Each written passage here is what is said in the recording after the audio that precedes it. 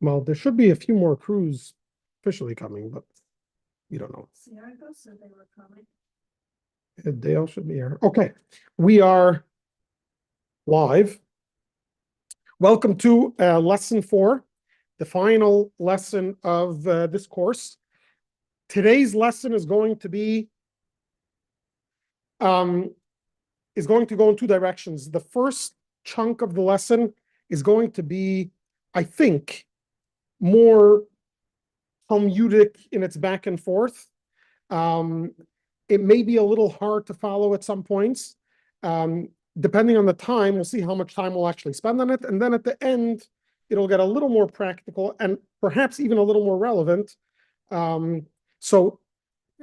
My introduction is that even if 8:30 comes around and I didn't yet cover the end of the lesson, I will give myself the liberty to go over. And if anyone has to leave, feel free to do so. You'll catch the recording afterwards. And all the 8:30 discussions will be postponed till 8:45 or 8:50.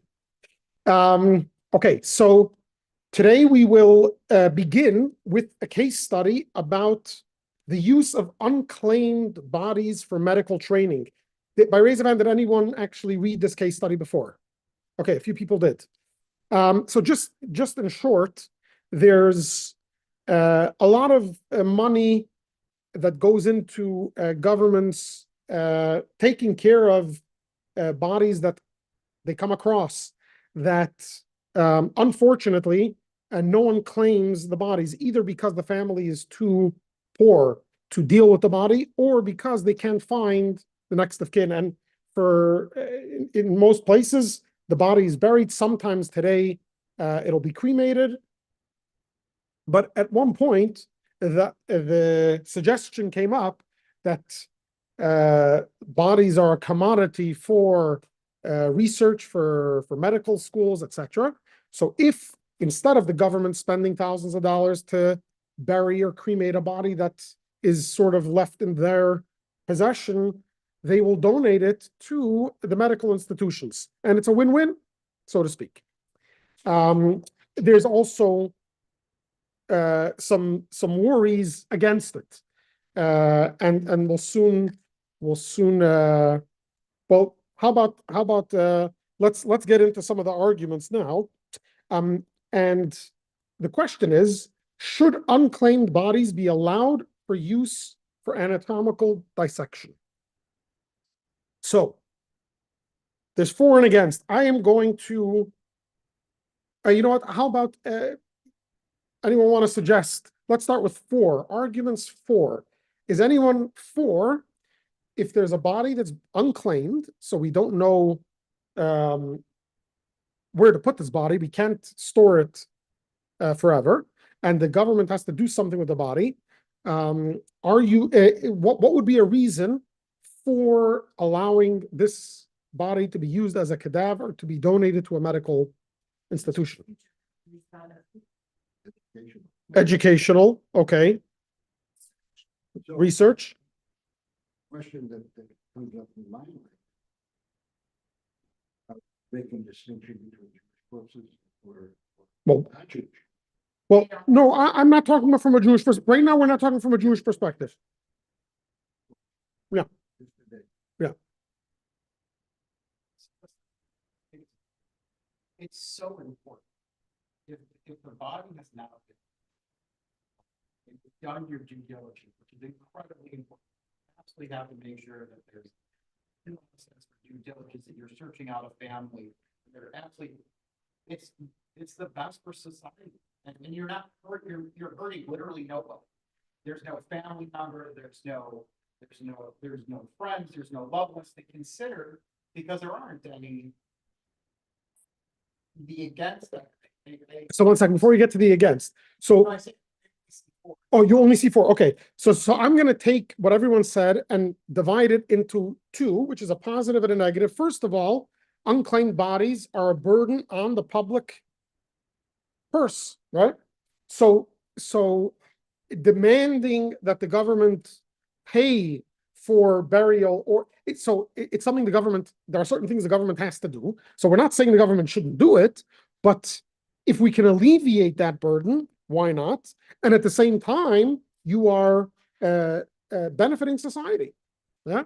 So these are reasons for pro. Anyone have any suggestions why you would be against allowing the government to use, and as Jeff mentioned, being very careful that we already did whatever we can to make sure there is no next of kin that we can get a hold of. What would be a reason against using the bodies for that, for cadavers? You're trespassing on their person. Put yourself, put yourself in so till now we put ourselves in the minds of the mayor or the politician and the medical person. What about put yourself in the head of the mother? Even though we can't find the mother, one day the mother will find out that her child is no longer there, and the government gave it. Put your head into that mindset. Would you be happy they did that, or would you be upset? I'm not saying you'd be upset. I'm just saying if it helps to think of a reason to be against. So If you cared so little about this human being, you weren't there at their death and nobody can find you. I'm not very concerned about. Well, that's making a lot of assumptions. try to. I'm saying, that's what I'm saying. You did. No, but I'm saying if you have an older person that lives overseas or lives, he's an immigrant and lives there, the fact that the parents couldn't be found doesn't mean the parents don't care. I'm just saying that someone's on drugs and they don't live at home and the parents aren't in touch with them. It doesn't mean the parents don't care. I'm just suggesting that there's a big jump. If you were sure that the parents didn't care, yeah, maybe you could say that. But I wouldn't go that far, right? Out of the gate. So one reason that advocates use to oppose this is that at the end of the day, something that we value as very important, especially in America and in the West in general, is that we have autonomy on ourselves. And the fact that here you are literally person's not alive anymore, but to give up any type of decision on your body that it's basically taken away from you, seems to be a little un-American. Again, according to some. You did give your consent to be either very or. Now, You're saying depending on what the government does with the body? most of the time. Okay, correct. You could. In using that line, all three are equally problematic. Well, it depends.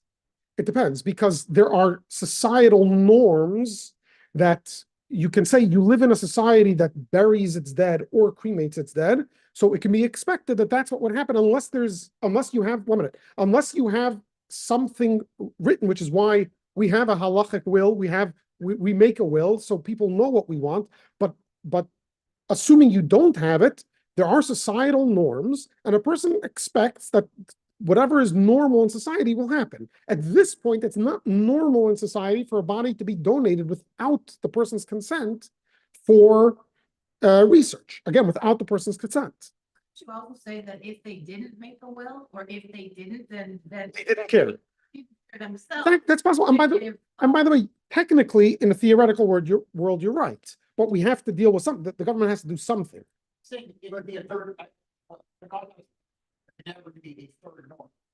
I would push closer to a third norm versus. But you have to break the barrier to get there. And the opposition is that right now this isn't normal, and this is taking away autonomy from when it, Autonomy, then the guy's dead. And can't find anybody to claim the body. why don't we dispose of dead bodies in the garbage can? To help him make an advance directive. And if he didn't make an advance, he or she didn't make an advance directive, then I know, but I know state's business if they're not donating the body or burying or cremating or whatever you can do. It's their business to do that. They're by law. Okay. They have to do. I'm not standing up for this approach. I'm playing devil's advocate, and I'm gonna suggest that that the argument that the person's dead, therefore they don't get a say in this, I think is a weak argument in the type of society that we live. Because if that's a good argument, then then you'd have more and more people. Why should you even spend money on cremation? You know, cremation is an excuse that's used for burial as opposed to burial because it's cheaper, but it's harmful for the environment. And at the end of the day, it does cost a couple $1,000s. Just have a dump yard, have something. Healthy to have a decomposing body, Why is it not healthy if it's covered up? Why is it not healthy? not buried. No, but buried in a mass burial site. You have a mass. That would be a. I mean, dispose of it no, it's not, because a burial, it's a lot of money, each body to be buried individually. But if you have a site where every couple days they you cover over a layer, a mass grave. Say if that's true, I don't think we're holding it as I think what you said is not something that most people share that view. I don't think most people, and the proof is in the pudding. That the person's dead already. Who cares?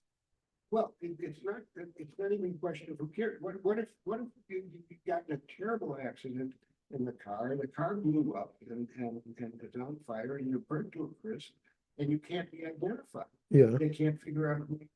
No. Are you the person that's licensed to drive the car? Are you the person that owns the car? Are you somebody that stole the car? Okay. You know, you can't. So what? And so What's the suggestion? this is an identification question.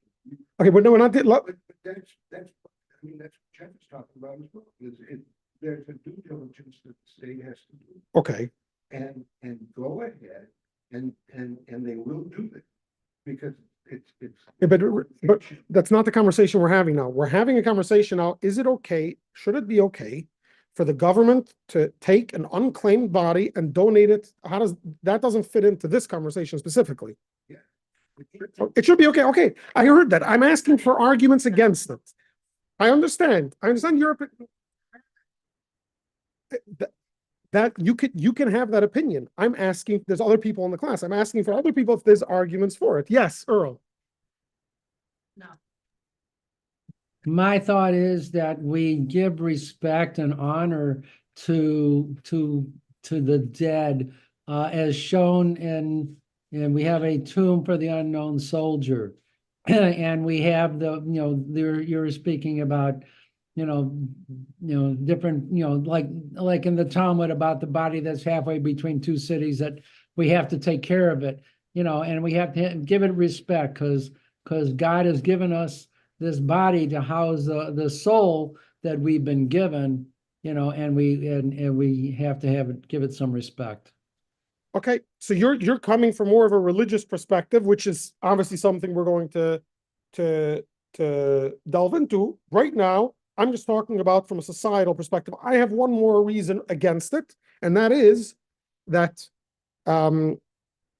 statistically, a vast majority of unclaimed bodies are from racial minorities and the poor, and it's by advocates against this, it's seen as an exploitation of the minorities and the poor, that because they can't afford proper burial, and as of now in society, we do have a certain reverence for the body, which is why we bury it, or even if you cremate it, families still want to hold on to it or put it in sacred places. In other words, we do have reverence and respect for the body after its death. So here you have a majority of people that just aren't capable of doing that themselves, and we're going to sort of take advantage of them by donating their bodies for medical research. Now, you'll say, what's wrong with medical research? At the end of the day, what happens when the cadaver is in a medical institution? They are dissected, there's tens, hundreds, maybe even thousands of hands that come on them for years sometimes, and many people see this as not respectful for the dead. Now, there's an argument to be made that because who are primarily the people that donate voluntarily their bodies to medical science are Caucasians. Statistically, that's what it is, a vast majority. So there aren't enough cadavers of minorities, and there are certain illnesses or ailments that affect them. So doctors aren't able to be trained on those minorities. So this is a reason to benefit. So it can work either way. But these are some of the arguments that are used against allowing this. Yeah. A lot of opportunities, if the body's identified, and you're just poor and can't afford it. Yeah. There's temples, there's churches, there's groups that will pay for, I mean, it's not a fancy burial, but for a burial. So the poor exploited, I don't know that I agree, because I think there's so many organizations. You don't agree that Identified by. You don't agree that it should be that way. I'm telling you statistically the way it is. In those counties where they allow this, a vast majority of the bodies are poor and minorities.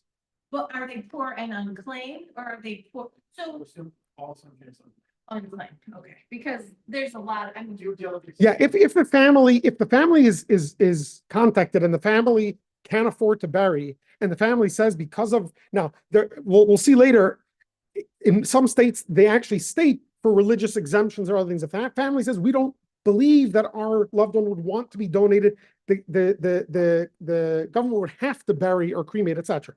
Obviously, we're talking about a case where either the family can't be located or can't be found, or the family doesn't care. Right?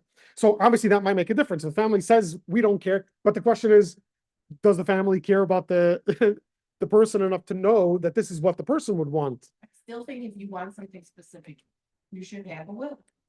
Yes, and at the end of the day, there are people that want specific things and they're in their 80s and they don't have a will. People are scared for whatever reason to make wills, and there are people that push the can down the line. And I know people that are quite elderly and haven't gotten themselves to the right will. Hopefully that's avoided. But okay, so let's turn.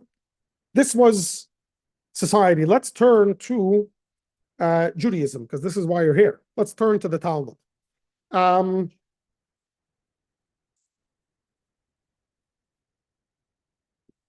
We're going to start with an autopsy. We're not going to start with medical cadavers. We'll start with an autopsy. And apparently, back in Talmudic times, there was a custom in certain places where there was maybe a lack of space for burial, etc., that they would bury the body in a temporary location. Once the body was assumed to decompose, they would unearth the body, collect the bones, and bury it permanently in a much smaller space or coffin. So, text 1 is from the Talmud in Tractate Brachos, which says, one who transports a human bones on a donkey may not place them in a leather saddlebag and ride on top of them, for by doing so, one treats them disrespectfully. So here we have a Talmud that tells us that not only that you cannot sit on bones that have already decomposed, you cannot even ride on them because that's disrespectful. So, what might be the rationale against acting disrespectfully towards human remains? I mean, the person's dead. Who cares? So, there are two reasons that are usually given, rationales for this. One is a person has an interest in how his remains or her remains will be handled after death. And just as one should not abuse someone who is alive, one should not do so to the dead. This is one way of seeing this. And just like you wouldn't want to be sat on when you're alive if someone's taking you from place to place, so too we have an obligation towards the dead.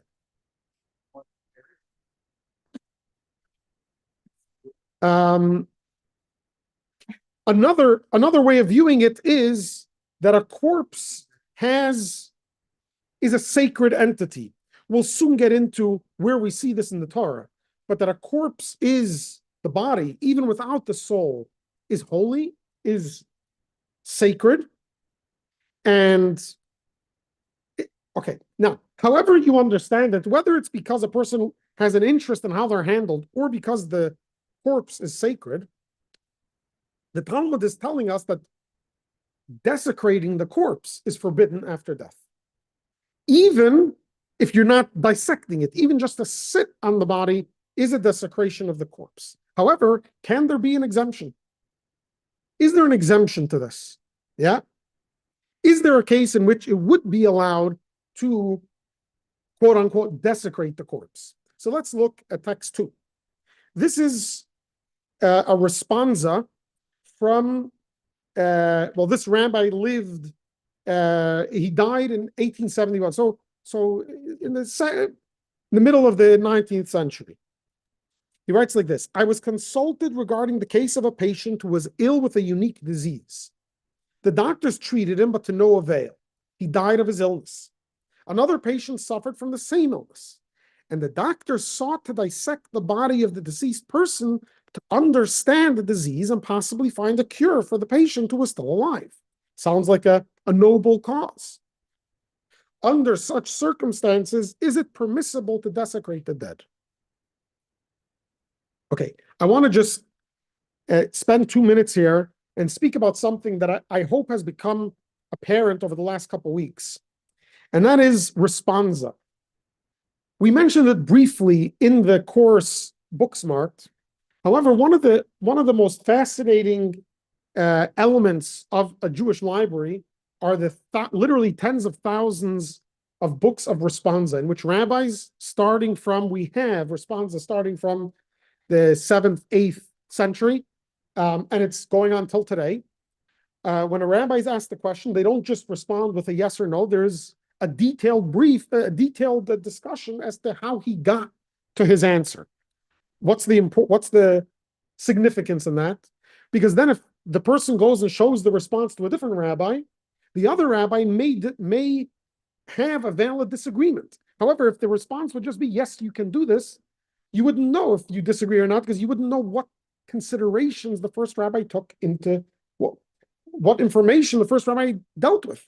So the second rabbi sees the response and he could say, yes, that's nice, but you forgot the Talmud here, which implies the exact opposite. And then we have to try to reconcile, or it may just be a disagreement. So we had in every class lesson so far, rabbis on all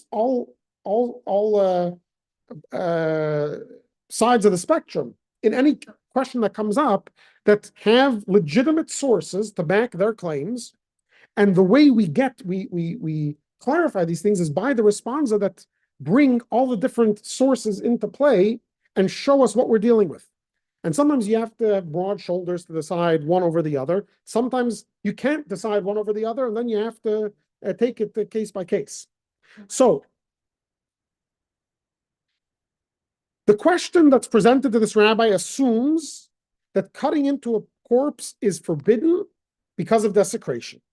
Yet the questioner wanted to know, is it possible to allow it to save a life? Here you're going to save a life, right? Or you might save a life.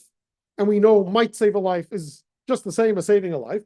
So because we might save a life, are we allowed to desecrate the corpse for this? So first, Rabbi Ettlinger cites the famous Talmudic passage by stating that nothing stands in the way of saving a life except for idolatry, adultery, and murder. Here, it's which prohibition is at stake? Desecrating a body. It's not idolatry, it's not adultery, it's not murder.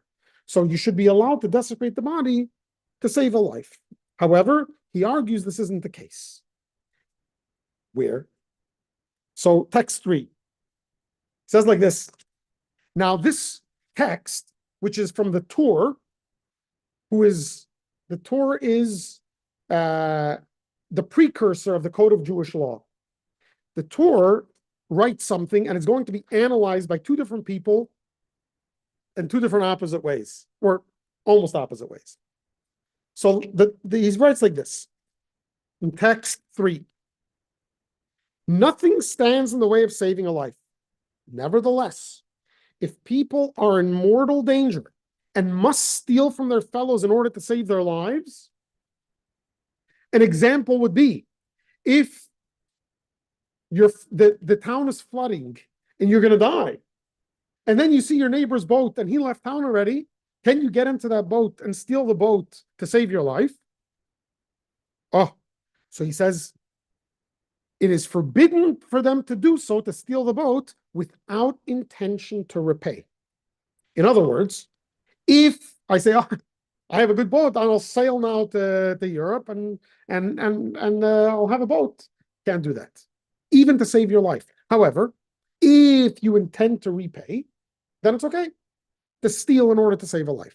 Okay. So we have the Torah that says there's one caveat to saving a life. However, what might be the rationale for insisting on an intention to reimburse when theft is critical to saving a life? Why do we care about reimbursement if we're talking about saving a life here? Why is that part of the equation?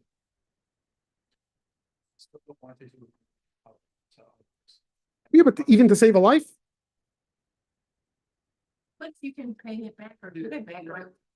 You're putting a checks and balances in place to cause less harm to others in that goal. You're not stopping someone from saving life. You're not stopping them from taking the vote.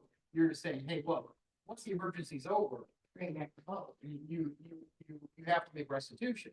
In other words, what you're saying is, I can't save my life by hurting someone else. And therefore, if I intend to oh, right. So if I have no, Ability not to. so if I have no intention of repaying you, I'm saving my life by hurting you. If I have an intention to repay you, even if something, God forbid, happens and I can't repay you, but at least I wasn't intentionally hurting you while trying to save myself. Okay. So that's one way of understanding why the Torah has an exemption and says you have to at least intend to repay.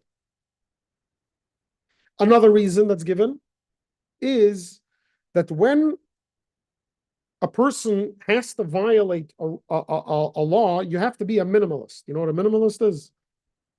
So if, God forbid, someone is forced to drink on Yom Kippur because he has to take medication, yeah, they shouldn't go and make themselves a latte to drink their coffee, to drink medication. You take a little water, yeah.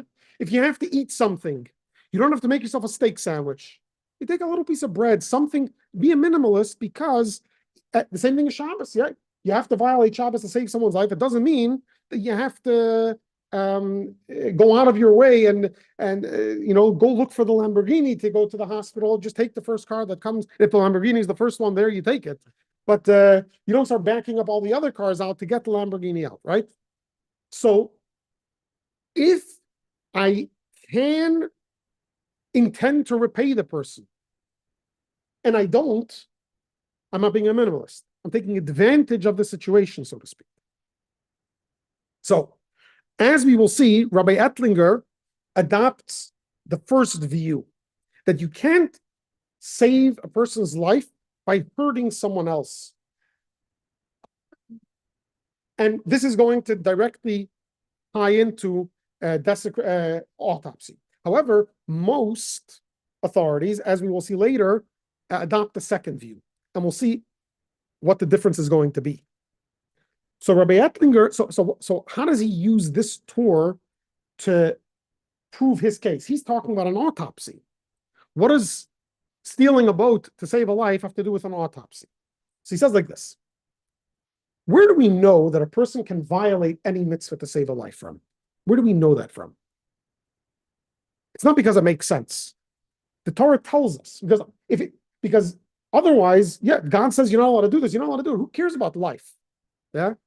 But no, the Torah tells us we care. Where does the Torah say this? So there's a verse that says, keep my laws and decrees, yeah, that you should do all the mitzvahs and live, that you shall live by them.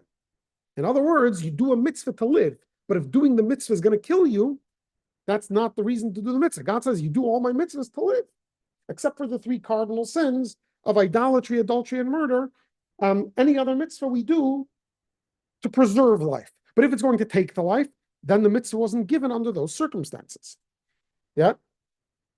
However, he says this only applies to my decrees. In other words, any mitzvah between man and God.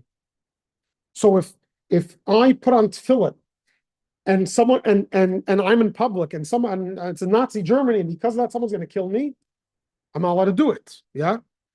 But if they tell me if you don't whip that person, we're going to kill you. God never gave a permission slip for a mitzvah that's between man and his fellow. God said, any mitzvah that's an obligation to me, I forego to save a life. But a mitzvah for someone else, that person has to forgive, not me. And therefore, if I need a boat, I need my neighbor's boat to save my life, the only permission for me to do it is if I can reasonably repay them. If it's possible, if I have an intention to repay. If I have no intention to repay, I have no permission. And he takes the same stance for autopsy. Let's look at text 4.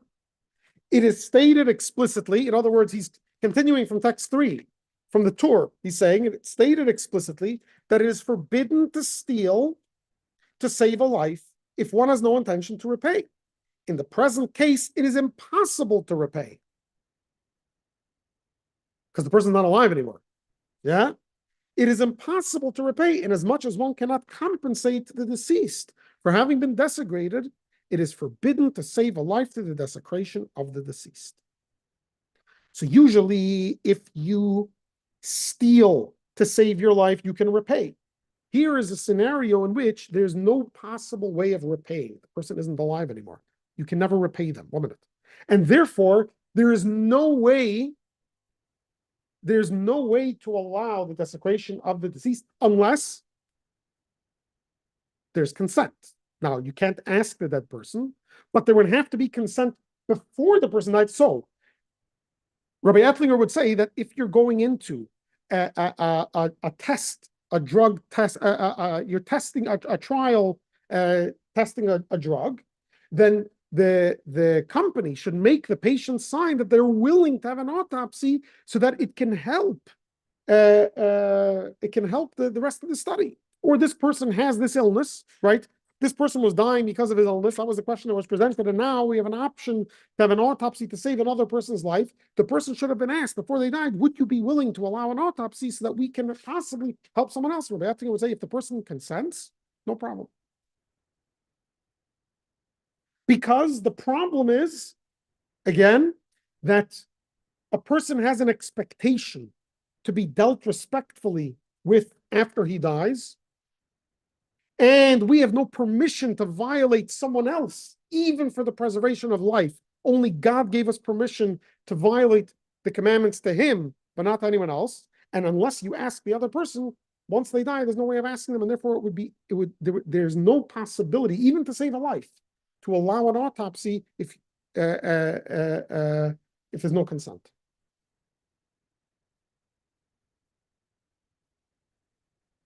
Now, some later authorities say that according to Rabbi Ettlinger, it doesn't actually have to be consent in the form of, we know this person made a declaration. Even if the family comes and says, we know that based on conversations we had, he would be willing to allow this, that's enough. Okay, so it doesn't have to be that the person actually made a declaration. As long as someone that knows the person can testify and say, I know, not because I think so, but because of a conversation I had, I know that he would think so or she would think so, then it would be allowed. Because again, then you're not violating the person's expectations. You're not desecrating the body because they expected it, or they would have been okay with it.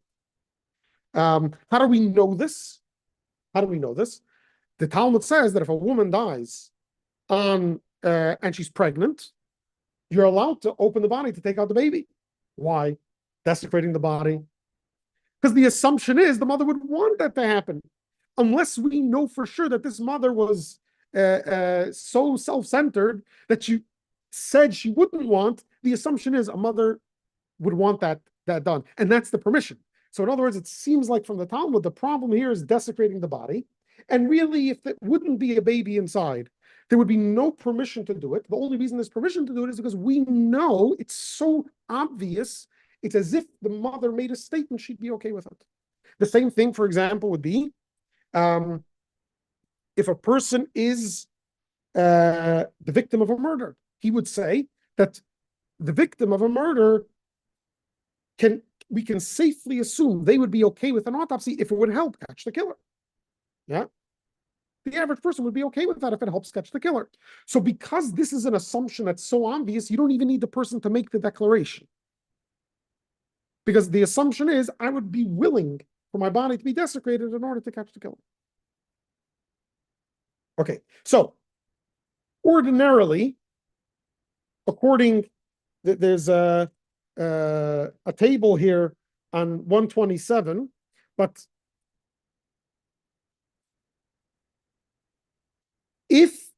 yeah, Not being alive. Aren't we saying it's no longer a person but a body? Just like a fetus is not a human being. We just went over this next week. We're looking at the other side of things. A body is also not a person. A No. fetus is not a person and a body is no longer a person. The soul's gone. no. No. The soul's not totally gone, and we're going to get to that a little later. Not for. Not really, but I mean, isn't it a different status? It's At the minimum. it's different than being alive, but it's not the same as the fetus.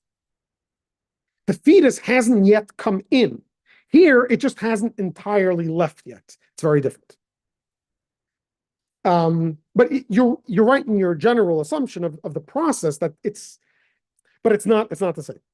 Remember, the fetus, the candle's above the head. The candle really has no here. Yeah. Right. Okay, so according to the first opinion we have, according to Rabbi Ettlinger's approach, if the deceased consents, then it doesn't matter if it's to save a life or not to save a life. Doesn't matter. Once there's consent, an autopsy may be performed. And the same thing if there's no consent. Again, it doesn't matter if it's to save a life or not to save a life. An autopsy can't be performed because it has nothing to do with saving a life. It has to do with, does the person consent or not? Okay. However, we're going to call this the theft theory. Okay. This will be the theft theory. And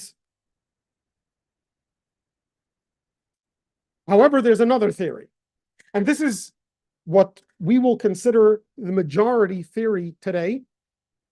And it's called the sanctity theory. The Noida Yehuda, Rabbi Yecheskel Landau, we mentioned him a couple last week, I think. He lived in the 18th century, and a similar question came to him. However, there's a very important difference, as we'll soon see. What was the question? This question came from London. He lived in Prague. He was the chief rabbi of Prague, and the Jewish community in London sent him a question. And the question was as follows. There was an individual who became ill with a urinary bladder stone. And the physicians performed a lithotomy, surgery to remove the stone. And that was apparently customary practice then, although it wasn't commonly done, but when it was done, that was the procedure that was done. And it was not successful, and the patient died. And the rabbis were asking if it would be permitted to do an autopsy to see what went wrong so that in future cases, this can be avoided. The death can be avoided and the procedure would be successful. Now, it sounds similar to the other case. The other case was someone died of an illness. There's someone else that has the same illness. We're going to do an autopsy on him to hopefully save this person, right? Sounds pretty much the same. So, Rabbi Landau cites the same Talmud, but he has a whole different take on it. Let's see, text 5. It is a clearly established law that we must override the Shabbos laws in our attempt to save a life, even if the chance of success is doubtful. However, this is true only if there is a present threat to life before us, as in the case of an ill person or a collapsed building. But in this case, there is no current patient who would immediately benefit from this dissection. Rather, the physicians want to learn from the surgery because they might, in the future, encounter a patient who will require it. Certainly, we cannot override a prohibition for this lesser concern. Why? What's his reasoning? For if we were to indeed consider this case of life and death, it would follow that all forbidden labors on Shabbos would be permitted if they have any medical benefit. even if no one were currently ill. It would be permitted to grind and cook medicines and prepare a knife for bloodletting because of the mere possibility that during the Shabbos or immediately afterwards, someone will fall deathly ill and require these things. If we are permissive about dissection, they will dissect all of our dead simply to study anatomy and know how to treat the living. In other words, what he's saying is, you should be allowed to drive up and down the boulevard on Yom Kippur because maybe someone will faint and you'll be able to take them to the hospital. In other words, where's the red line? Where's the red line where are we going to draw the red line? And we're going to say you can do it only if. And the red line he's drawing based on the Talmud is if there is present danger. There's someone in front of you, there's someone presently that can be saved because of this, not some eventuality in the future. So this is an important thing. He stipulates that when do we say that saving a life can be an excuse to violate any mitzvah if there is a clear and present danger to life.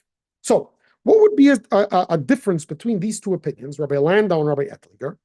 What would be a difference between these two? So I'm going to suggest two differences between these two opinions. In other words, they're both saying that dissecting a body is problematic. One says because of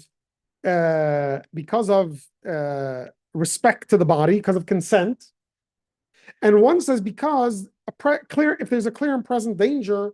Here, what would be the difference?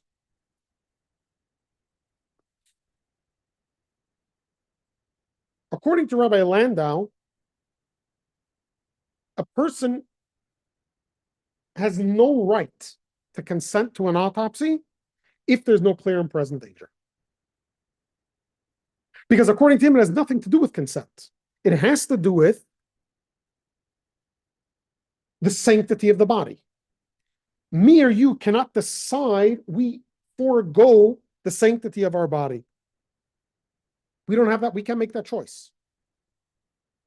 However, that's the sanctity theory. But according to the theft theory, you don't need clear and present danger. All you need is consent. Yeah.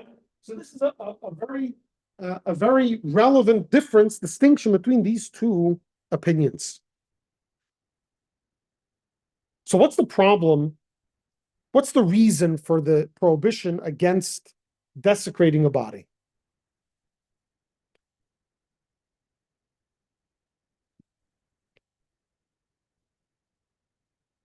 So before we suggested that there is inherent sanctity in the body.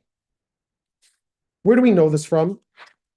Yeah, in text 1, what do we say in text 1? We said that one who transports human bones on a donkey may not place them in a leather saddlebag and ride on top of them, for by doing so one treats them disrespectfully. And the assumption is that treating the body disrespectfully is prohibited. Where did this assumption come from? So if you look in the Talmud, 6a, text 6a, on page 130, the Talmud says, just as human bones must be handled respectfully, so must a Torah scroll. We're comparing a human body to a Torah scroll. What's the explanation? What's the connection? So text 6b, Nachmanides explains, he points to the sacred names of God that are inked onto the Torah scroll's parchment as an analogy for the sacred soul that is installed within the corporeal body. In other words, he makes the comparison like this. The human body, before it's born, before the soul is attached to it, is just a lump of flesh and blood, right? Bones, a lump of cells. What's a Torah scroll before it's written? Before you write the Torah on it, what is it? Parchment's animal skin. There's no sanctity in it whatsoever. However, just like by a Torah scroll, once you write the Torah on it, that Torah scroll becomes a holy object that remains holy even if it's burned or erased or everything. The parchment becomes inherently holy once the soul is infused into the body. Like the words written on the Torah scroll, that body becomes a holy, sanctified item, and that can never be taken away. Even once the tefillin or the mezuzah or the tzitzit become unusable. They're not kosher anymore. You have to bury them because they became divine objects. The body becomes a divine object once it's born, once the soul enters the body. And so even though now after death, the soul seemingly leaves the body, doesn't matter. It's not ours anymore. This body now became a sacred object, and therefore we cannot desecrate the body. There's another problem. The other problem is, according to Kabbalah, and this we discussed in Journey of the Soul doesn't completely depart the body upon death. It takes time. It can take up to a year, perhaps until complete decomposition for the soul to leave the body. And therefore, in a sense, the body is still the soul is still part of the body.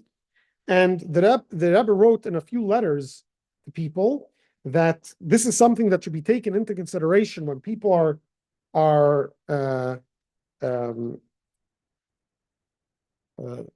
entertaining cremation, is that when the person dies, sure, biologically they're dead, but there's still an element of the soul that's there. Once you burn the body, now you've basically killed the person in a certain sense. You've killed them a second time. Yeah, just like every person dies, but we're not allowed to do anything to hasten the death. Eventually, the body will decompose and the soul will leave, but we can't do anything to hasten that process.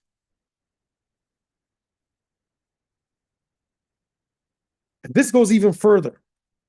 Here we have in text 7 a very interesting parable. The rationale underlying the regulation mandating respect for the dead is a Talmudic parable concerning a pair of twins. One of the twins grows to adulthood and is crowned king of the realm. The second becomes a highwayman, in other words, a bandit, and is apprehended and executed as punishment for his crimes. So here you have the king. His twin brother is hanging on the gallows because he was a criminal. Suppose then we are told the body of the executed twin was placed on public display. Would not passerby scrutinize the body and, perceiving what they believe to be the familiar countenance of their ruler, assume that it is none other than the king himself who has been punished so ignominiously? It would be a desecration of the king's honor to have the twin brother hanging there for public display. Man is created in the image of God, with the result that, however, that anthropomorphic term is to be understood, the human body reflects an aura of divinity. Just as the king is dishonored in the indignity method out of his twin, the indignity meted out to his twin, God is dishonored in the dishonor of the divine image associated with the human body. So the Talmud says that a king cannot disregard his honor because he represents the nation. And therefore, even if the king wants to send the message by hanging the criminal for everyone to see what happens when you commit a crime like that, because it's disrespectful to the king, you can't do that. And the same thing, because a man is created in the image of God, whatever that means, but it means something, in some way man represents God, disrespecting the human body is disrespecting God. However, what happens if by disrespecting God, you are saving another person's life?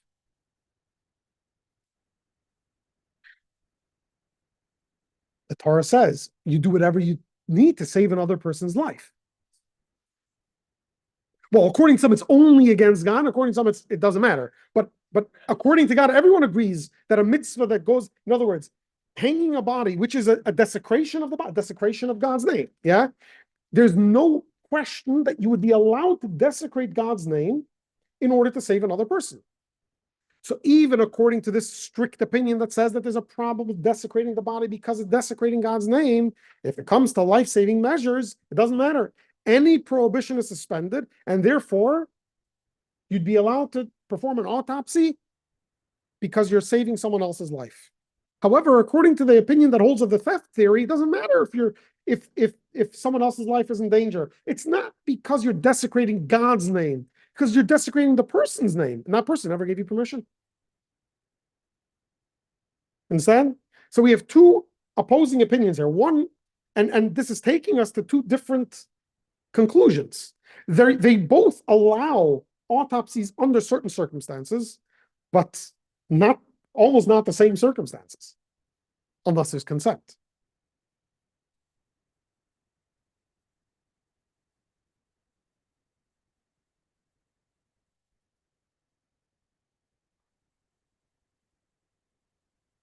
What does Rabbi Landau do with Rabbi Ettlinger's proof from the? Remember, we said that if you steal, that you can't steal something to save a life because you need the other person's permission.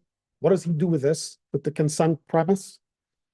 There's still a consent premise here that's halachically based. What does he do? He says you're allowed to do an autopsy to save someone else's life even without consent. How does he get over that hurdle? So he says very simple. When are you not allowed to take the boat if you have no intention to repay? If you could have an intention to repay. We have to be a minimalist, right? The whole premise was according to some, that you have to be a minimalist. So because you could give back the boat by having no intention to give back the boat, then you're just taking advantage of the situation. You can't do that. But in this case, where the person's dead already, it's not possible to repay them. So being a minimalist here has nothing to do with intention to repay or not. I could be a minimalist because I can't repay, so I don't need his consent. The only time you need consent is if you can get away without consent, if you can get consent. But if you can't get consent, that becomes the minimalism. That becomes the way to do it. Yeah, makes sense? Again, going to I don't get it. What we're doing, consent stops and consent can't be given. Oh, but according to Rabbi Ettlinger, consent is absolute. And even if consent can't be given, there's no permission slip to go past that.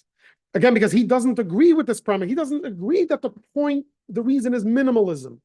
He believes the reason you need consent is because that's the expectation the person has. The expectation the person has is that you won't desecrate his body unless he says clearly the other way around. And therefore you need his consent, and God didn't give us permission.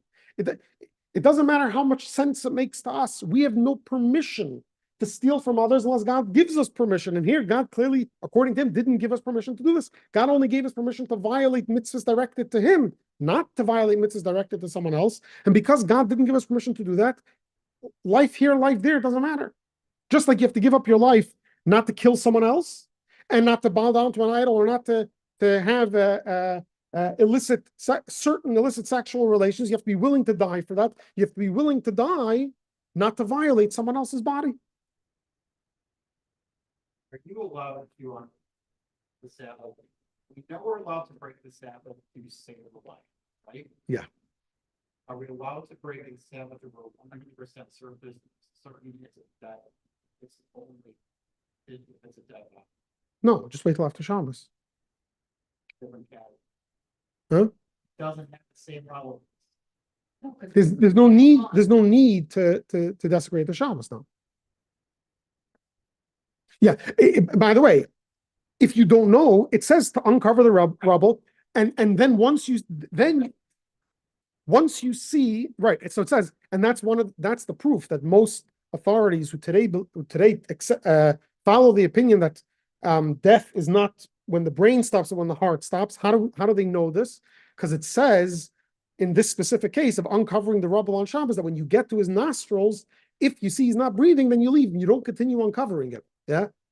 And so at that point you can't violate the Shabbos anymore. So the assumption from that is that it's the heart that counts and not the brain that counts. Okay, but let's probe Rabbi Landau's theory just a drop more. He says that where are we? Here, okay. He says the only time you can do an autopsy is if you're saving a life. What does it mean? saving a life.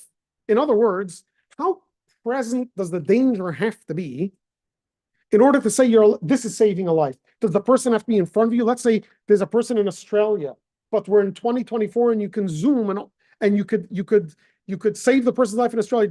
But he says that the danger has to be present and in front of you. Does that mean present and in front of you literally? Does it mean that it has to be something that's relevant in the next day, in the next, what exactly are the parameters? So everyone will agree that if there is a person taking let's say a cancer medication, a trial cancer medication, and they die during the process, everyone will agree that Rabbi Lando says you're allowed to do an autopsy on this patient in order to find out what caused it, so that whoever else is taking the medication shouldn't die as well. That's a present danger, because even though the other person is not dying yet, but we don't know, they might be dying if they continue taking this medication. Okay, so there's a clear and present danger.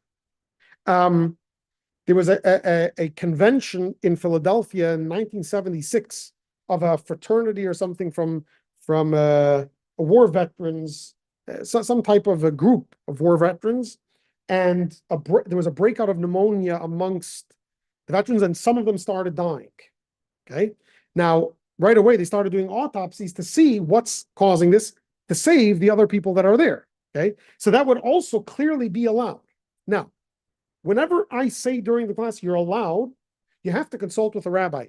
As we'll see, a number of concerns that will come up later, but a concern that comes up right here is, at what point do we say, okay, stop? How many veterans do we need to operate on until we determine, okay, now are we just doing it to just keep on confirming the findings? At what point do we say we've done enough?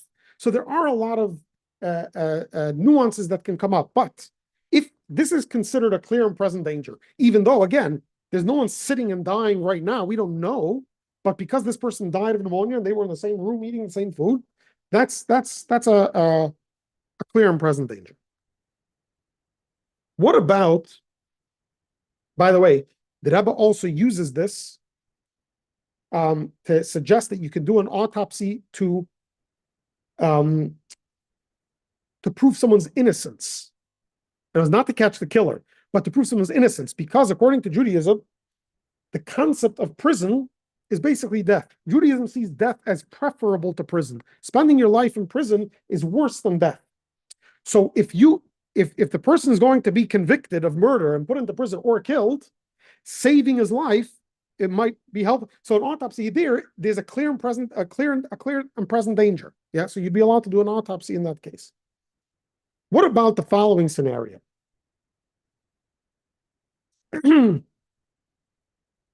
Say a person has appendicitis, yeah? That's what it's called. Yeah. And this happens every day. And at some point, cases are coming out where people are dying when they're being operated on. I mean, this is an operation that's done with closed eyes on a daily basis all over the world. And then one day, people just start dying going through this operation. Yeah. Would you be allowed to do an autopsy on those people to see if it's a problem in the people, or the problem is with the procedure that's being done somehow? It's been done for years safely, pretty much with 100% success rate. Yeah. And here people are starting to, is there a clear and present danger here that you can consider it a clear and present danger enough to do an autopsy? So some might say no, because there's no clear and present danger. The assumption stays, unless the majority of people start dying, that it's a safe operation and there's no danger to anyone else.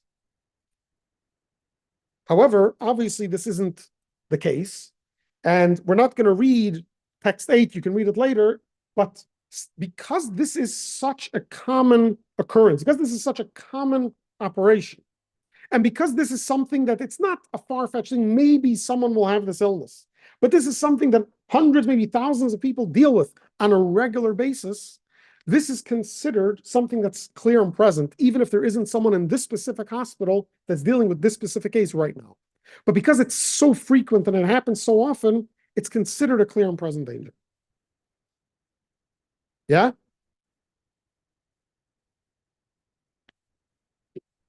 This is one of the reasons that in Jewish communities, they have a volunteer emergency medical services called Hatzalah. Hatzalah means rescue. And on Shabbos, you call Hatzalah, they'll be there. And they'll drive you to the hospital if you need. Once they get to the hospital, how are they allowed to come back? How are they allowed to go back home? So there are two reasons for the permission for the ambulance driver to go back home. One is because if you don't let him go home, he's going to think twice before going to the hospital. And you can't have someone think twice before taking someone in danger to the hospital. But there's a more relevant permission slip for the Hatzalah member. And the reason is, although we said before, you can't just drive up and down the boulevard on Yom Kippur, maybe someone's going to faint.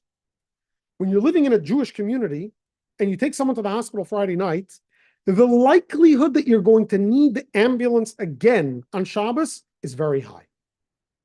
These people get called on a regular basis. You live in a community with thousands of people, the ambulance is going to be needed. It's such an obvious likelihood that it's considered a clear and present danger that you can violate the Shabbos to bring the ambulance back, so it's there and you don't have to travel back to pick up the patient. Right? So we see that even if there isn't someone dying right now in front of you, the fact that the likelihood of someone being in that position is very, very likely, that's considered a clear and present danger.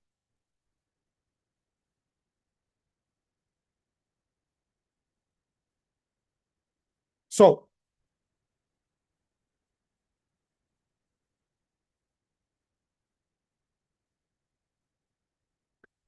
we see that according to all opinions, performing an autopsy isn't simple.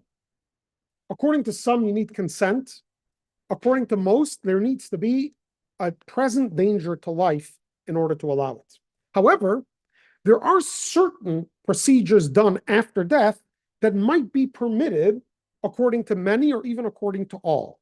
Let's look at text 9. This is from Moshe Feinstein.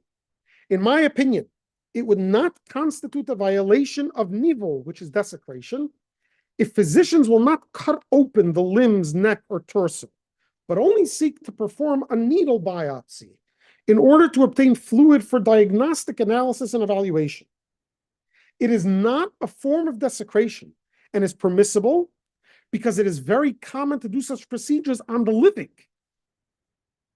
Likewise, removing blood via needle and syringe for analysis does not constitute desecration and is permitted, again, because it's done every day in the doctor's office to living people. So you wouldn't call that a desecration. We said the desecration of the body is because a person has a reasonable expectation that you're going to treat his body after death the way you would when he's alive.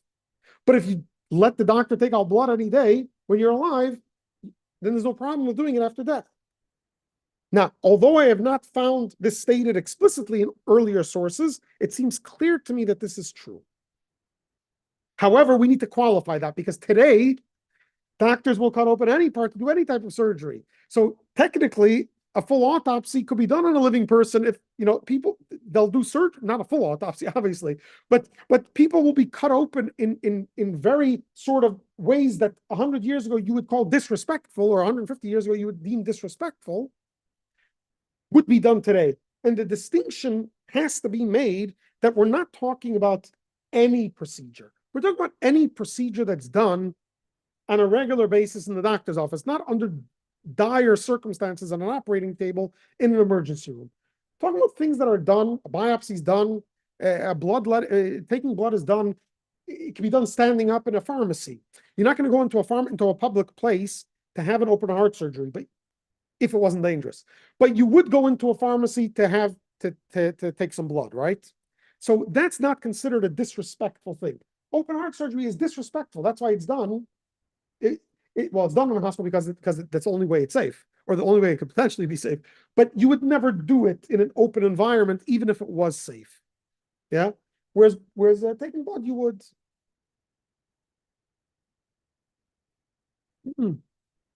Now, another thing. Recently, they're developing virtual autopsies. Now, they're not as accurate.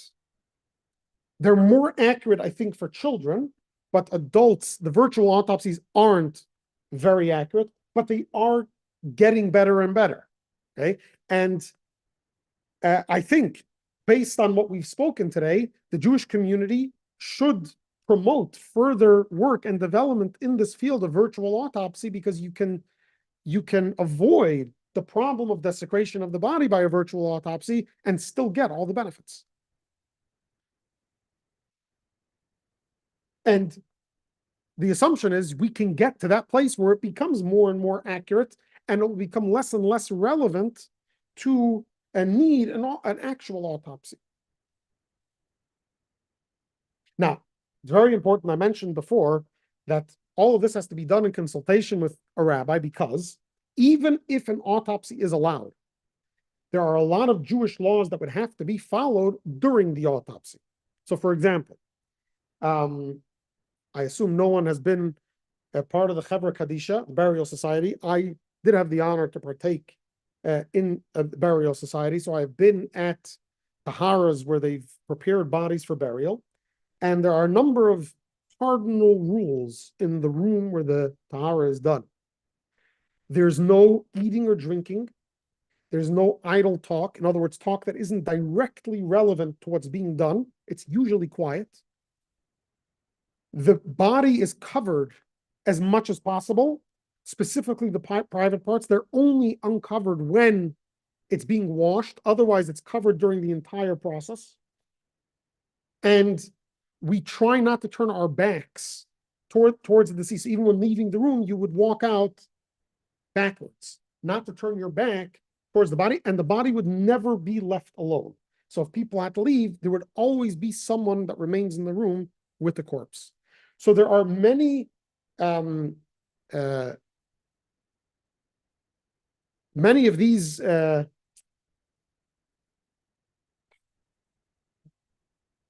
than practices, more than ritual, more than sensitivities that we would have towards the way the body is treated, that even if an autopsy would be allowed, we would demand that there would be a Jewish person present that can be the shomer, that can be constantly there, that would be able to make sure that proper etiquette was kept during the procedure.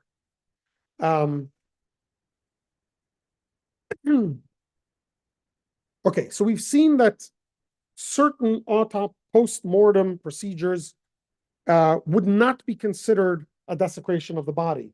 According to Rabbi Ettlinger, if there's consent. According to Rabbi Landau, if there is a risk to life present that this can that we can help, or if it's non-invasive. Yeah. However, there are other halachic considerations that have to be taken. So we started the class with donating the body to medical research. We haven't dealt with that yet. All we've dealt with was autopsies. Okay. We've covered autopsies. However, even with autopsies, there are still some other considerations that have to be taken into consideration that will teach us about medical research. First is the Torah tells us that we must bury the dead.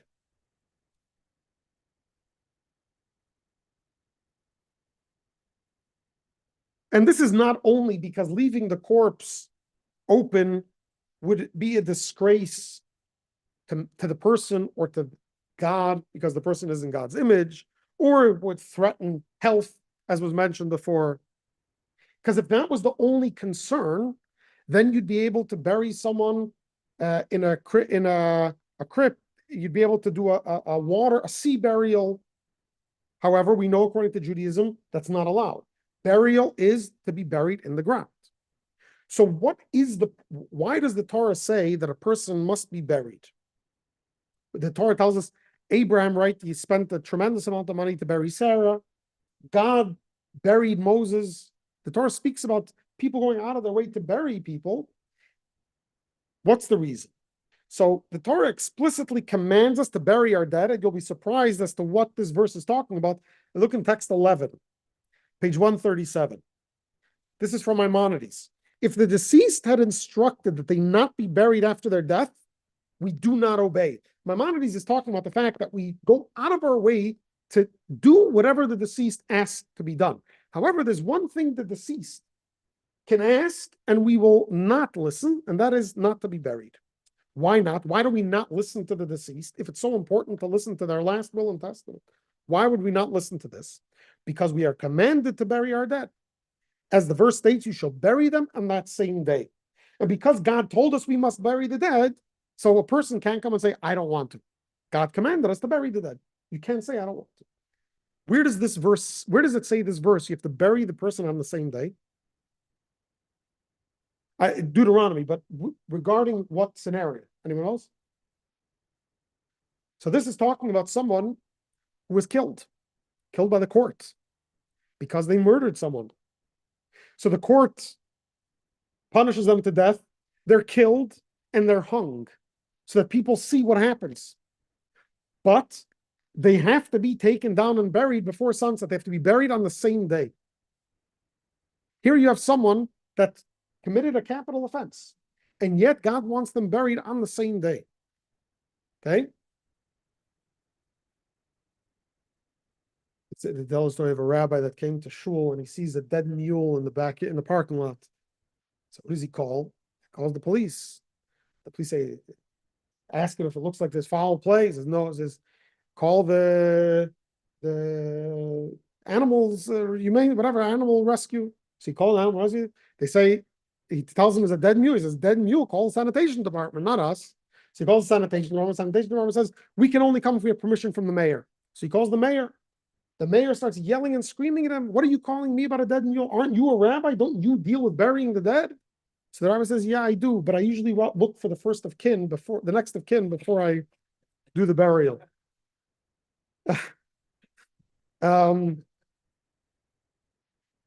So although it's a mitzvah to follow the deceased's will, we have a mitzvah that comes before that. Mitzvah from Deuteronomy, you shall bury them on the same day. Okay? And therefore, what's the premise of this mitzvah? A person is created in the image of God. In other words, a person belongs to God. What should you do when a person dies? You should give them back to God. But that's impossible. You can't give them back to God. So we do the next best thing. We put them back where they came from. The Torah says that the original man, Adam, was created from the dust of the earth. So therefore, the closest thing we know how to do to return a body to its creator is to return it to its source. And this is seen in text 12. It says in Genesis, for you were made from dust, and to dust you will return. The human body was created from the earth, and our bodies are handed to us as a deposit. Upon death, the deposit must be returned to the earth from where it was taken for burial. Now, the mitzvah of burial applies to the entire body, every single last organ. And therefore, if an autopsy would result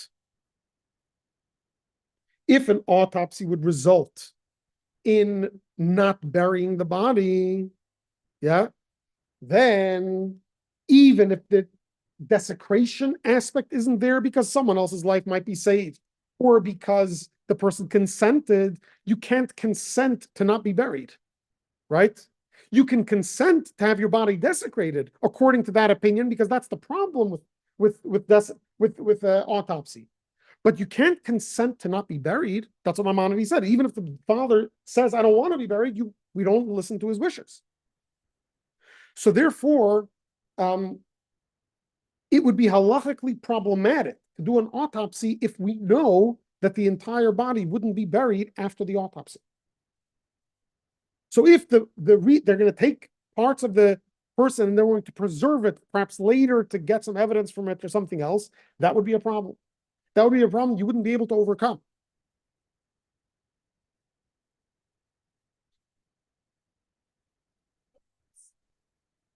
And this is what,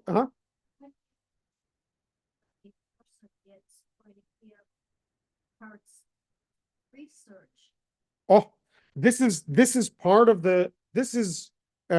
let's see, text 13. Perfect.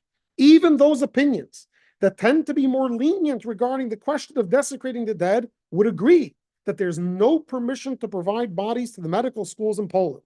Okay, this was written in the early 20th century.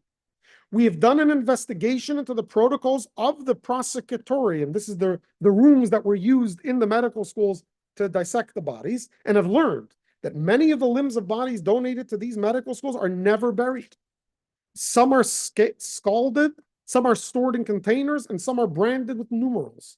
They're preserved. They do tests with them to see how long they last. And there are many things that are done with them, and this is a problem. This doesn't add necessarily to the medical research. It could, but it's a problem. We don't have permission from the Torah to allow this. The Jerusalem Talmud states, when the Torah commands bury them, it is instructing us to bury the entire corpse. This informs us that if part of the body is left unburied, it is as if no burial has occurred. Okay, so the first element we have to overcome is either consent according to a minority opinion or potential life-saving according to everyone, right? Or according to most, because he wouldn't care about life-saving or not. But even if this is allowed, we have a problem to make sure that the entire body is buried. And when a body is donated for medical research, that's usually not going to be possible. There's usually nothing much left of the body by the time they're ready for burial but then there's another element of Jewish ritual, and that is that burial must take place promptly.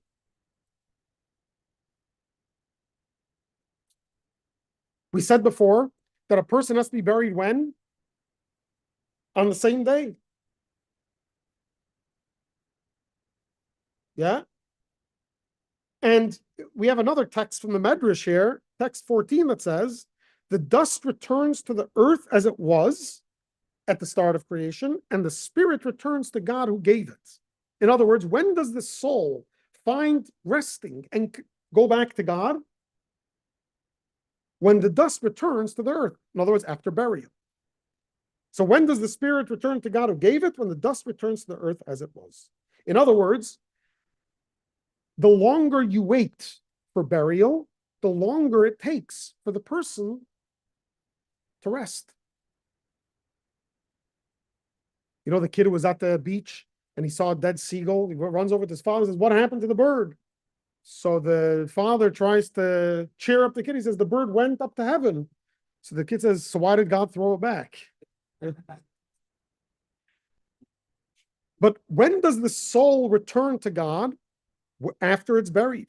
So therefore, this raises a much bigger problem. Even if you could find a medical institution that will guarantee the entire body be buried, but when? In a long time. Minimum a couple weeks, a couple months, even a couple days. Do we have permission to delay burial a couple days? We do, for the honor of the deceased. So for example, if it takes time for people to fly in from other places, we're allowed to postpone the funeral, although we don't like to, we're allowed to. Why? Because the more family comes, the more people that are present, the more respectful it is for the deceased. Obviously, they don't, the body isn't alive, the soul is still alive, the soul is still present, is more respectful for the deceased. So if there's a way to honor the deceased, we postpone. But just for someone else to benefit from it, even if it's life-saving, you can't get over these mitzvahs, these obligations that we have to bury the entire body and to bury it promptly. And the assumption that the body will be treated with respect in a medical research lab is also very low. There isn't going to be someone standing there 24/7. Where you have to be talking and learning, and there's a lot of, so the minority opinion, Rabbi Ettlinger, might allow it, because technically, if the person gives up, then it's not a disgrace anymore for the person, because they consented. But you still need the entire body to be buried, and promptly.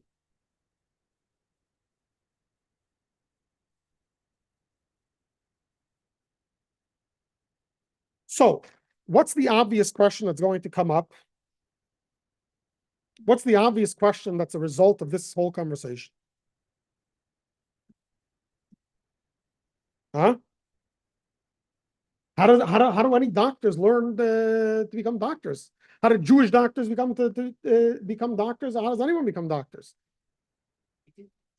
So this is something that is very relevant in today's day and age, or was always relevant, but I think today that so there are a few things. First of all, before we get there, one last point to discuss, and that is the original case study. That being unclaimed bodies, bodies that we don't know who they belong or who they belong to. It would seem that even if you would be allowed to donate your own body for medical research, we would be forbidden from taking an unclaimed body for medical research. In other words, we would treat that more strictly. Where do we know this from? Let's look at text 16 on page 143. Now, you have to understand, it is a biblical prohibition for a priest to become ritually impure, unless it's to an immediate relative, which is a father, mother, brother, sister, son, daughter, or spouse. For a high priest, even those could be problematic. Okay? Now listen to text 16. When a Kohen, a member of the Jewish priestly family, even the Kohen Gadol, the highest priest, encounters a met mitzvah, means a dead mitzvah. It means a dead person. He's traveling and he sees a dead person on the street. By definition, in the olden days before DNA, that person had no next of kin because you don't know who it is. Yeah. He is obligated to become ritually impure for the sake of burying it. Listen to this. The Torah says this person is forbidden from becoming ritually impure. He has two options. He can become ritually impure and bury the body, or he could go to the next town and get some guys to come and help him, or do it for him. No, don't even travel to the next town. Violate the prohibition against becoming ritually impure and bury it on the spot. What constitutes a met mitzvah? A Jewish corpse cast along the road with no one to bury it. So in other words, in normal cases, even if you'd be able to figure out a way to allow autopsy or to allow a donation of the body to medical research, which is practically impossible, even if hypothetically you could, in the case study at the beginning of the class, you wouldn't be allowed to take an unclaimed body corpse and donate it to medical research.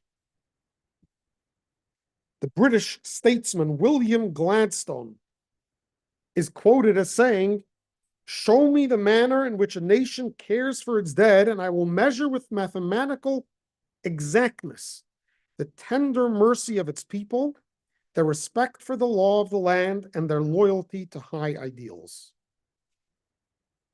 Not that we need proof, but so what do we have from here? We have from here that after a person dies, even though they're dead technically,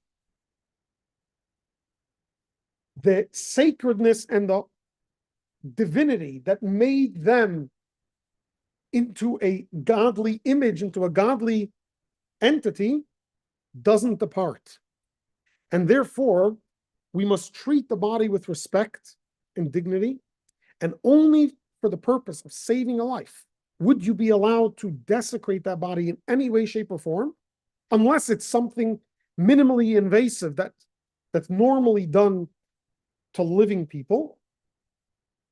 But even that, you cannot postpone burial. You cannot avoid burying the entire body, and you cannot avoid acting in the Jewish respectful manner in the presence of the person until the moment they're buried. Okay, so what happens with medical research? So, like this.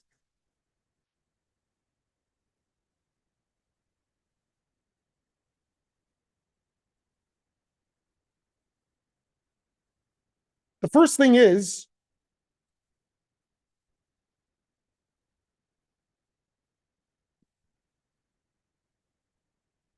we cannot control what happens in medical research facilities anywhere.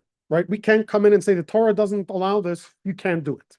Therefore, if you're a medical student in a university and the university has cadavers, because you're not going to stop it, participating isn't a problem. However, actually participating in desecrating the body could be a problem.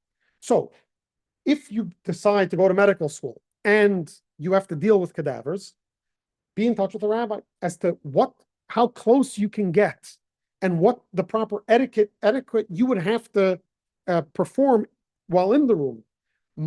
From what I understand, any religious person who is in medical school would watch and observe, not necessarily partake in the actual prodding or whatever else is done with the body. So that's one element of it. One element is how do you become a doctor? But there's another element, and that is, shouldn't we contribute to society? Isn't this how medicine advances? So I was thinking about it. There's a number of things we have to consider here. First of all, although we believe that a non-Jewish body has to be buried, we cannot enforce that on them. We have an obligation to enforce that on another Jew. So if I encounter someone that wants to be cremated or donated, I have an obligation, because at Sinai we became responsible for each other, to educate them and try to convince them not to do it. I don't have that obligation to convince a non-Jew not to do this. I have an obligation to teach, yeah, but I don't have to convince them or stop them. If a non-Jew decides to be cremated, I don't have an obligation to stop them, although I believe it's forbidden. I don't have an obligation to stop them. So if a non-Jew donates their corpse to medical science, I don't have an obligation to stop it from happening. Okay, but that's... However,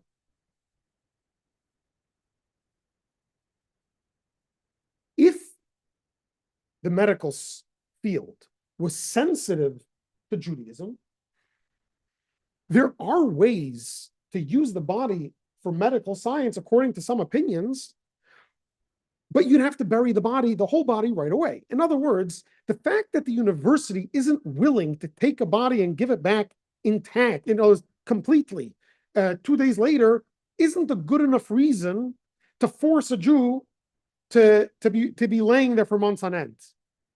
You understand? So you decided that you need the body for a few months, and therefore I should give up my religious beliefs. Take the body for 2 days, and I'm okay with it. They won't do that. It's not worth it. They can't get enough out of it to make it worthwhile. But then there's another thing.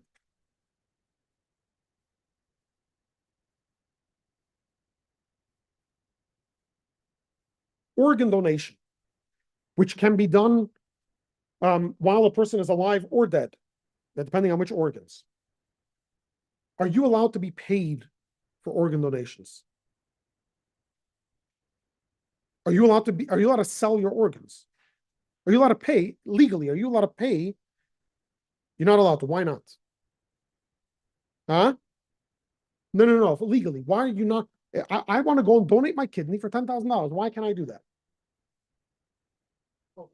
Could you imagine how many thousands of lives would be saved today if people can be paid? There are people that are willing to pay $50,000 to save their loved one. They have the money, they're willing to do it.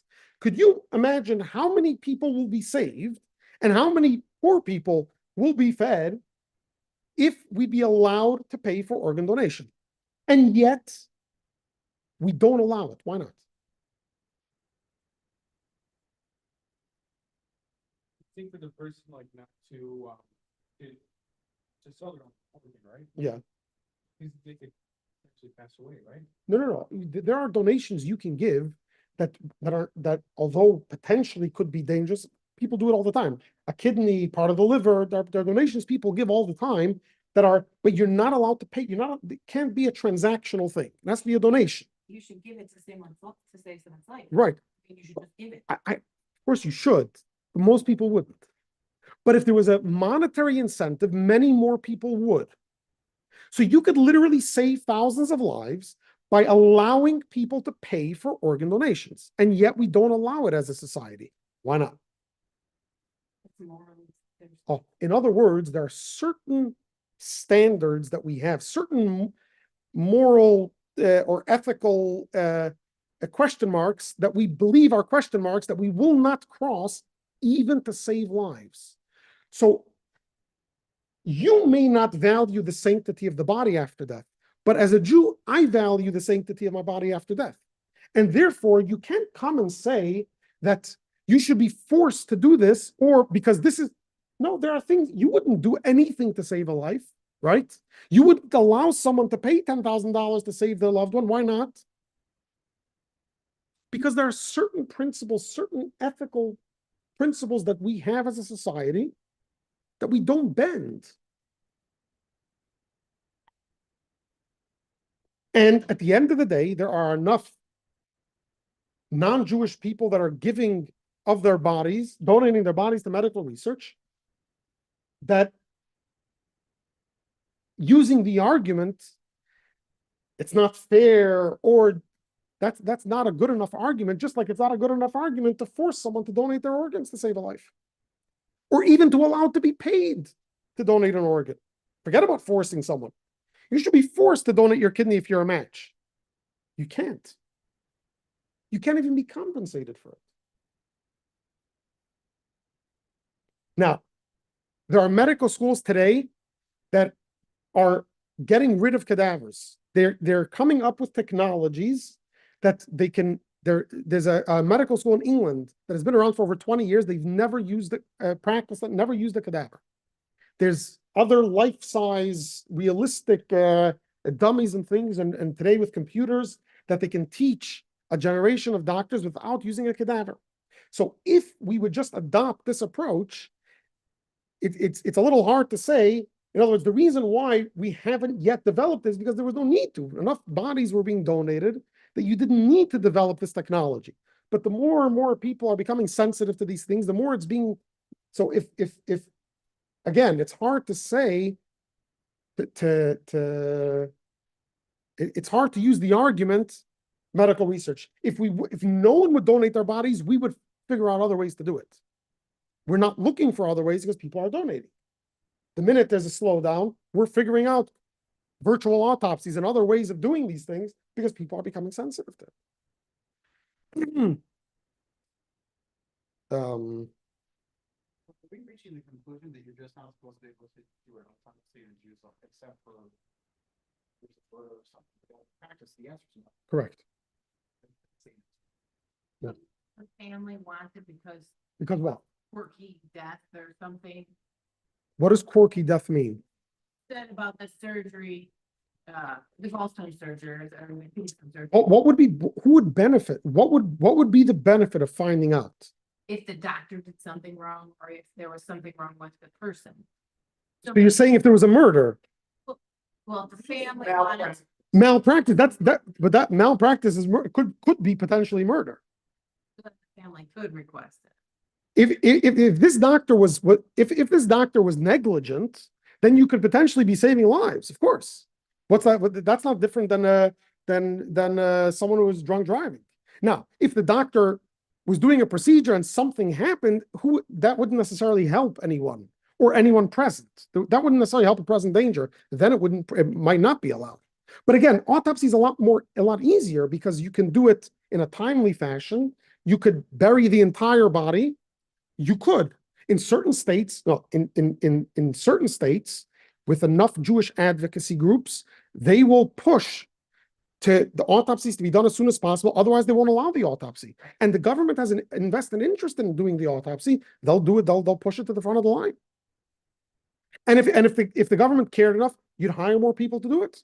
They would invest more in it, and they'd save money like that potentially by not having the bodies sitting around and stretching out processes for who knows how long. Okay, before we get to questions, I just want to briefly cover what's going to happen in the fall of 2024 and in the winter of 2025 and in the spring of 2025. So Sneak preview. We tend to imagine friendship as a thing that happens to us. The right person comes into my life and I'll be happy. Jewish thought challenges this assumption and instead asserts that the quality of our friendship lies firmly in our grasp. What does that mean? If we became experts in relationships, we'd be able to create good, lasting relationships. It's not about luck finding the right person. It's about having the right mindset. It's about having the tools to make the relationship that seems like it can't work. So that will be the fall course about relationship, about friendships, relationships, and how to giving us the tools to create and control not in the controlling fashion, but control the health of the relationship. What week does this start? So I didn't look at the calendar. Officially, I can tell you the official date, but that may change in our location. We don't always follow the exact dates. But as of now, this begins the week of November 10th. I assume that's a Sunday. So it would be November 12th, huh? I believe 6. Then,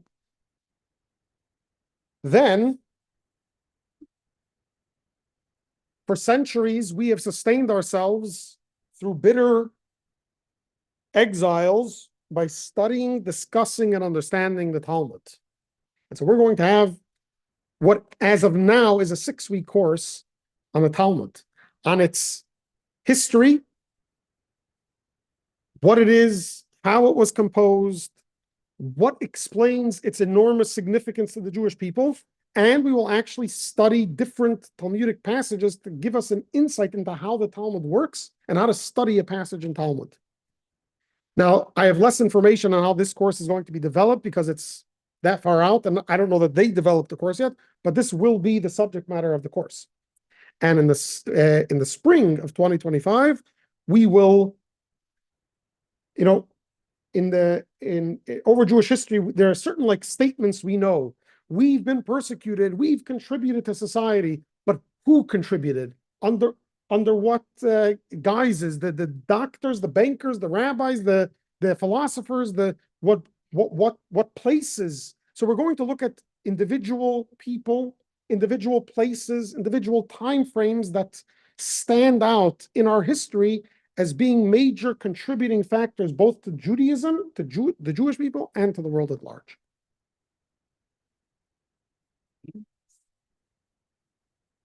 Okay, I'm going to stop the recording. I want to thank each and every one of you for joining this course. I know it wasn't perhaps the most eye-catching course, but to me it was very interesting, eye-opening in some aspects, and I hope you enjoyed it as much as I did.